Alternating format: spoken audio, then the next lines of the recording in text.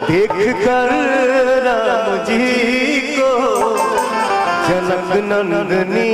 नमस्कार दोस्तों, सुपरस्टार कल्लू अरविंद अकेला के हो गया है शादी, और शादी करते समय उसको आंख में आ गया आंसू। क्यों आ गया, किस लिए आ गया, अगर आप लोगों को पता है तो कमेंट बॉक्स में ज़रूर कमेंट करें। तो चलिए बिना देर किए हुए आपको अरविंद अकेला सुपरस्टार का थोड़ा सा वीडियो का क्लिप दिखाता हूँ। वीडियो देखने के बाद कमेंट करके बताइएगा कैसा लगा आपको वीडियो। तो चलिए सीधा वीडियो पर चलते हैं।